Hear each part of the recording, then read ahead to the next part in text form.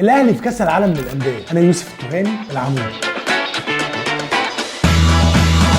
النادي الاهلي للمره الثامنه في تاريخه هيشارك في بطوله كاس العالم للانديه. شارك في البطولات اللي استضافتها اليابان في 2005 2006 2008 و2012. في 2005 حقق المركز الاخير، والمشكله ان جمهور الاهلي كان عنده اقتناع كامل انه رايح ياخد البطوله ويرجع. هو اصله كان دايس على وش اي حد سواء جوه او بره. بس كاس العالم غير. في 2006 بقى اتعامل مع البطوله بواقعيه وخد المركز الثالث. في 2008 الاهلي حقق المركز السادس. في 2012 بقى حقق المركز الرابع. في 2013 كاس العالم للانديه اتلعب في المغرب والاهلي خد المركز السادس. في 2020 كاس العالم للانديه اتلعب في قطر والاهلي خد فيه المركز الثالث كده تاني برمزيه. في 2021 بقى البطوله اتلعبت في الامارات والاهلي حقق فيها المركز الثالث برضه، بس المره دي كانت الظروف استثنائيه. ايش لعيبه متصابه على لعيبه كانت مع المنتخب في الكاميرون، واللي رئيس اتحاد الكره ساعتها كان احمد مجاهد، واللي صرح وقال ان هو بيضمن ان النادي الاهلي هيلعب بكامل نجومه في كاس العالم للانديه، برغم ان نص اللعيبه كانت مع المنتخب في الكاميرون في بطوله افريقيا للمنتخبات. بس كل ده ما حصلش، وهنا يدينا مؤشر لحاجتين. اول حاجه، يا انت راجل مسؤول ورئيس اتحاد الكوره ومش ضامن ان المنتخب بتاعك هيوصل لفاينل البطوله ودي تبقى واكسه، يا اما انت كنت بتركب النادي الاهلي وجماهيره الطفطف، وغالبا ده اللي حصل. بس الاهلي ما همهوش، وصل للمربع الذهبي وخد ثالث البطوله كده، دي ثالث برونزيه. وفي 2022 الاهلي اتاهل برغم ان هو ما خدش دوري ابطال افريقيا بعد ما خسر من الوداد المغربي في الفاينل. هتقول لي طب اتاهل ليه؟ انت جاي متاخر قوي. بس انا اقول لك تاني،